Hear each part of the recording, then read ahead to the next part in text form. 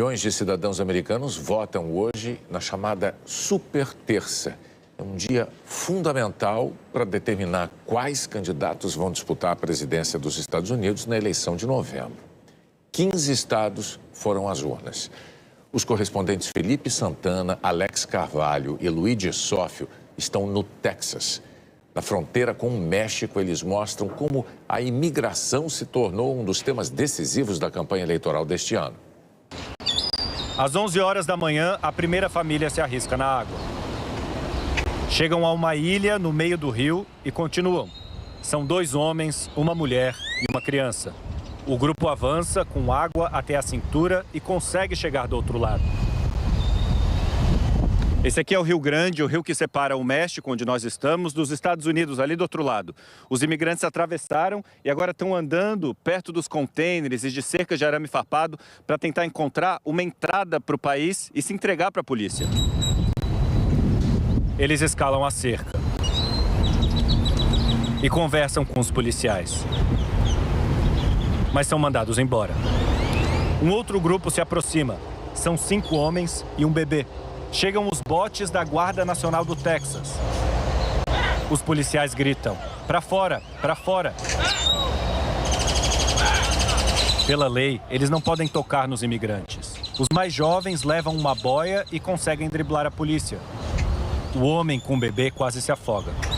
A cena é bem diferente dessas imagens que nossa equipe gravou em maio de 2021, no começo do governo de Joe Biden. São centenas de imigrantes chegando em botes. Até agora, foram 6.300.000 pessoas tentando entrar ilegalmente nos Estados Unidos durante o governo dele. Um recorde. E de praxe, depois da entrada, a polícia da fronteira faz a triagem e encaminha quem pode pedir asilo. Mais de 2 milhões de pessoas conseguiram entrar nos últimos quase 4 anos. Foi para conter esse movimento que aqui em Eagle Pass, as autoridades montaram esse aparato de guerra contra os migrantes. Enviaram a Guarda Nacional do Texas para reforçar a polícia da fronteira. A Guarda Nacional é um exército estadual de quase 20.000 homens e mulheres. Orientados não a receber, mas mandar de volta quem tentar entrar. Foi ideia do governador Greg Abbott, do Partido Republicano, aliado de Donald Trump. 13 bilhões de dólares em equipes, cerca de arame farpado, barreira de contêineres e boias para separar a parte mexicana e americana do rio. Donald Trump veio aqui semana passada para usar o aparato de pano de fundo de campanha. E disse: é uma operação militar. Prometeu deportações em massa se eleito novamente. A América nasceu em Eagle Pass. Recebeu esse nome por ser filha de imigrantes. Ela diz que a operação é um desperdício de dinheiro público que mata imigrantes e também agentes americanos. Ela defende que agora a cidade vê menos imigrantes entrando por causa do trabalho diplomático junto ao governo do México, que impede que as caravanas sequer cheguem à fronteira.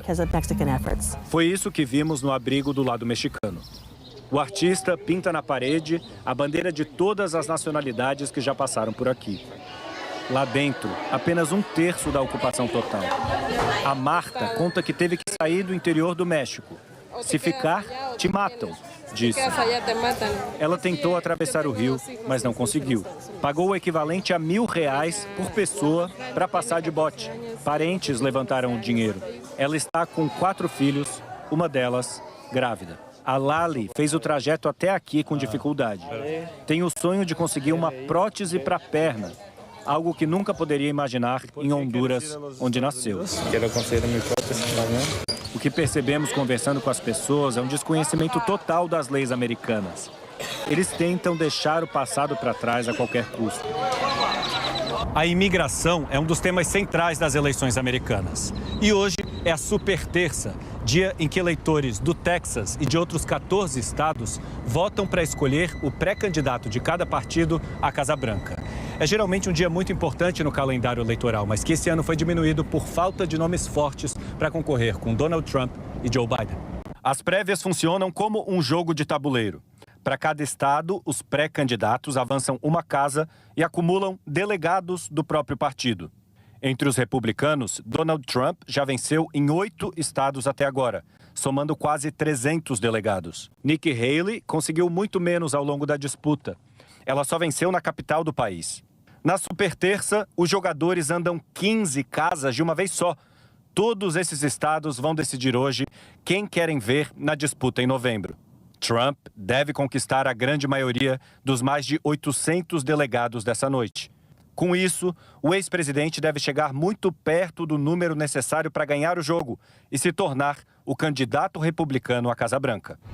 Do outro lado, Joe Biden corre sem opositores de peso. O atual presidente também veio ao Texas para tratar da imigração. Defende que o Congresso aprove leis que permitam ao presidente fechar a fronteira quando muitas pessoas começarem a chegar. São pessoas como as que mostramos no começo da reportagem. O pai, com um bebê nas costas, caminha pelo leito do rio, ao lado de cercas de arame farpado e dos contêineres enfileirados. Ele e o grupo conseguem chegar num outro rio do lado americano que deságua no Rio Grande e passam por baixo de uma cerca que dá entrada aos Estados Unidos. É a vida dessas pessoas que nem votam que está em jogo agora, envoltas no aparato de guerra, no momento em que o país da liberdade, visto assim de fora, parece mais uma prisão. Começamos pelo que já se tem de resultados da superterça, o dia em que milhões de americanos foram às urnas em 15 dos 50 estados em prévias para a eleição de novembro. Entre esses 15 estados estão os dois mais populosos, que são, pela ordem, Califórnia e Texas. O Texas tem uma importância especial na disputa deste ano, porque a entrada de imigrantes via fronteira com o México aparece em pesquisas no topo das preocupações do eleitor. Então, é no Texas que estão os enviados especiais Alex Carvalho, Luigi Sófio e Felipe Santana. Vamos lá até eles. Felipe, boa noite para você. Oi, Renata, boa noite para você, boa noite a todos. Renata, o Texas é um estado republicano. A última vez que um democrata venceu aqui foi em 1976 com Jimmy Carter. Donald Trump venceu aqui, primeiro em 2016, quando se elegeu presidente, e outra vez em 2020, quando no final das contas perdeu para Joe Biden. Mas hoje ele deve garantir uma vitória folgada nas primárias, garantir mais 38 votos no colégio eleitoral. Na apuração parcial, com pouco mais de metade da apuração, o ex-presidente tem em torno de 75% dos votos, com 19% para Nikki Haley. Entre os democratas, nenhuma surpresa. Joe Biden concorre sem um candidato forte, ele tem quase 90% dos votos, caminha tranquilo para ser confirmado como candidato do Partido Republicano. Como você mencionou, imigração é um tema central dessas eleições e o estado do Texas é pano de fundo para a questão e também campo de batalha eleitoral. Hoje, nós acompanhamos durante o dia todo famílias tentando atravessar o Rio Grande do México para os Estados Unidos.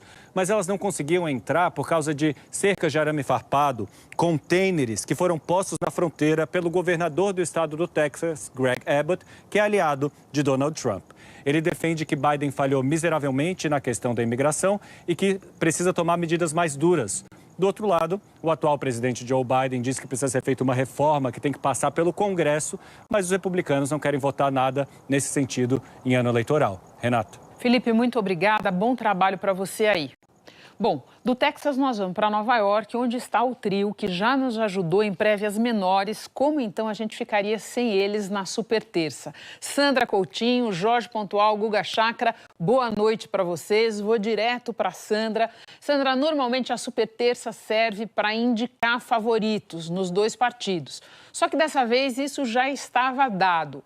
Qual seria, então, para você o significado, o recado mais importante dessa mega votação de hoje?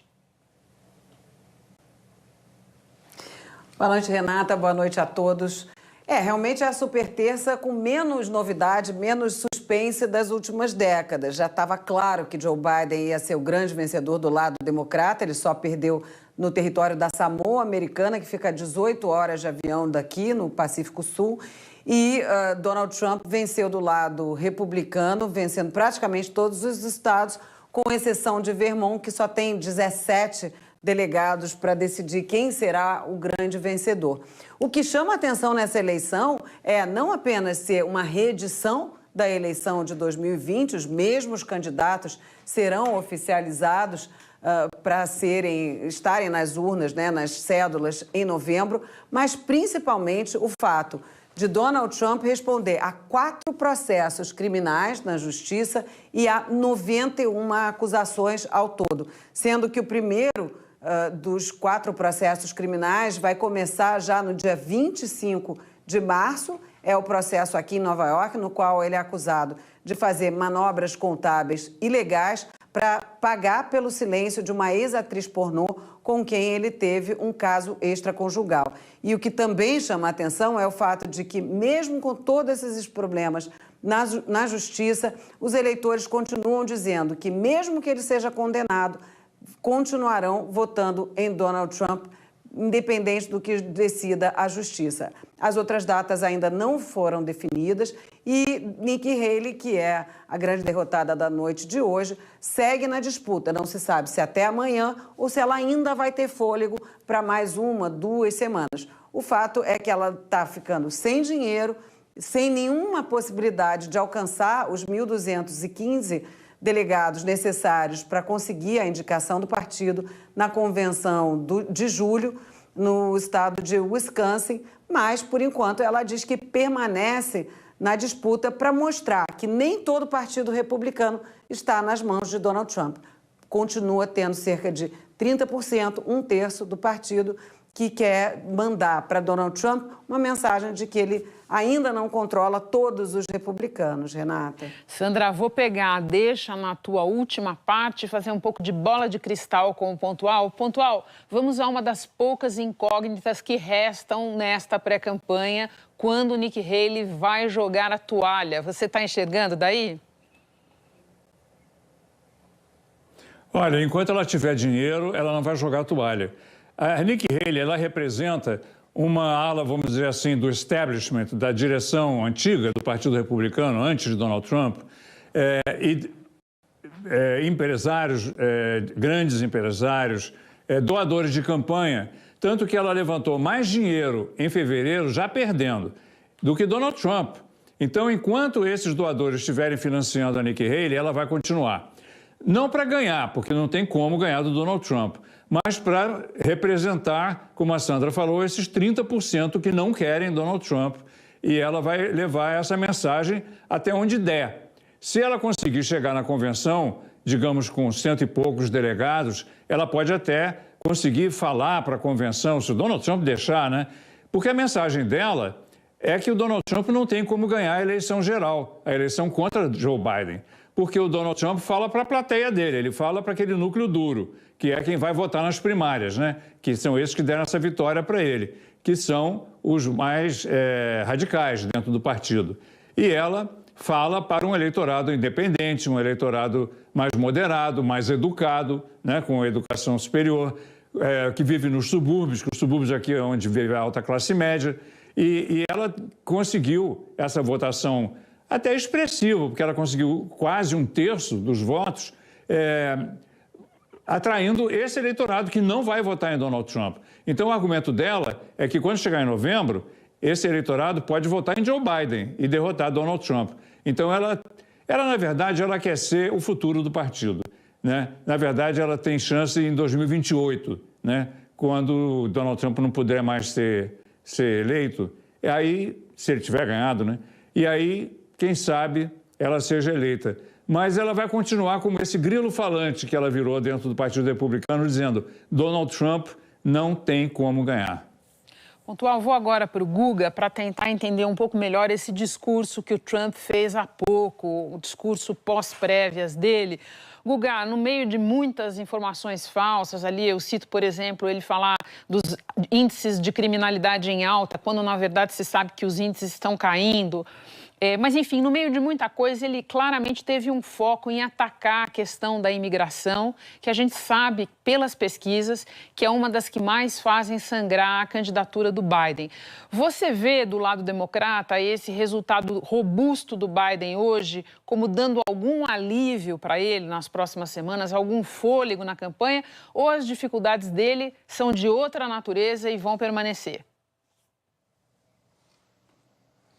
Bom, boa noite, Renata. Não, as dificuldades do Biden irão permanecer com certeza. Os resultados de hoje não dá para chamar que seja um alento para o Biden. Ele não tinha adversário relevante nas primárias, hoje nas prévias que foram realizadas nessa super terça. Ele continua com uma candidatura fragilizada, perdendo para o Donald Trump em todas as pesquisas, na média das pesquisas. O Trump seria eleito presidente dos Estados Unidos hoje. Ele continua com os mesmos problemas, seja em questões de políticas públicas, como você mencionou, a imigração, que o Trump atacou porque o Biden é muito mal avaliado na questão da imigração. Então ele parte para cima do Biden nisso. Ele sabe que pode atrair mais apoio. O Trump sabe disso. Ele atacou o Biden também na questão da inflação. A inflação, de fato, caiu bastante, mas há ainda uma sensação de que os preços estão mesmo muito mais altos do que eram alguns anos atrás. Uma geração que não viveu inflação. A inflação teve aqui nos Estados Unidos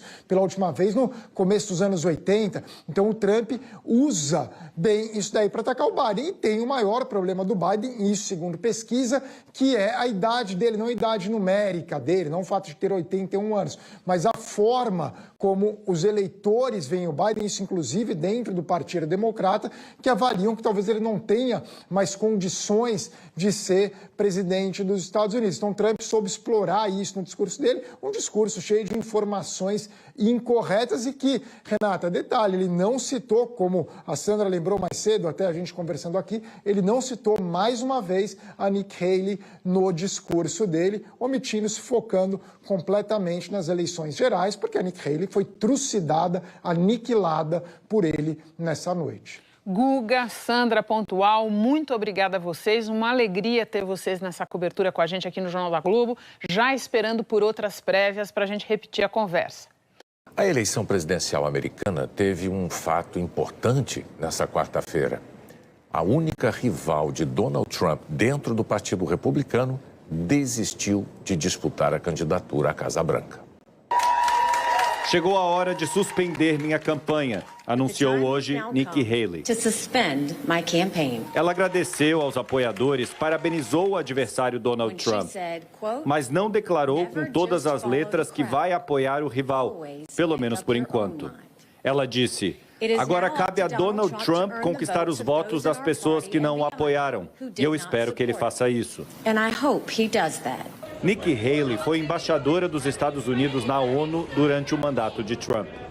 Era ela quem ecoava para o mundo a política externa do então presidente.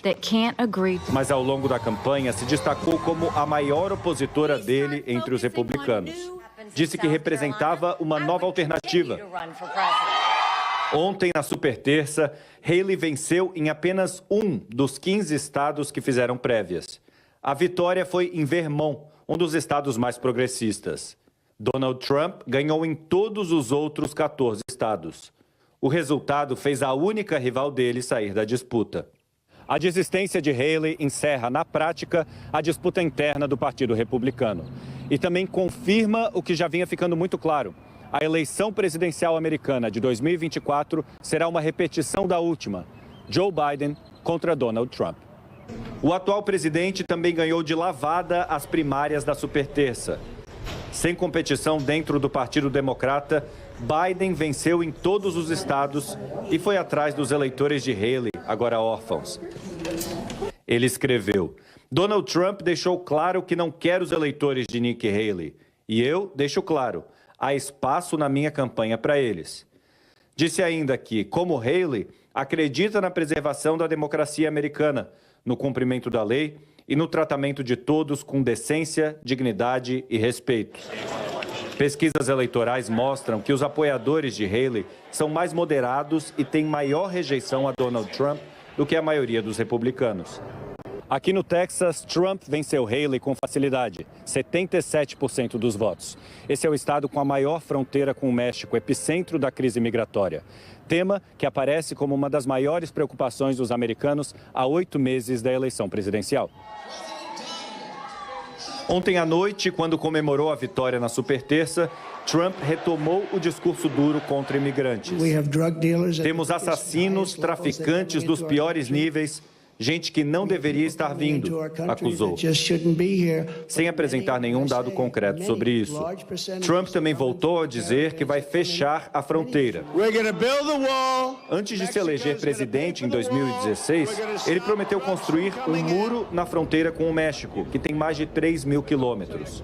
Segundo dados do governo, em 4 anos de mandato, Trump ergueu 120 quilômetros de cerca e reformou outros 700. Ontem, aqui no Texas, encontramos famílias inteiras que tentavam cruzar a pé e a nado a fronteira. Crianças, mulheres grávidas enfrentam a correnteza do rio que separa os dois países. Nós conversamos com essa mulher, que relatou ter sido sequestrada e estuprada no lado mexicano e disse querer chegar aos Estados Unidos a qualquer custo. Longe dos palanques, os imigrantes de verdade não parecem os descritos por uma parte da classe política americana.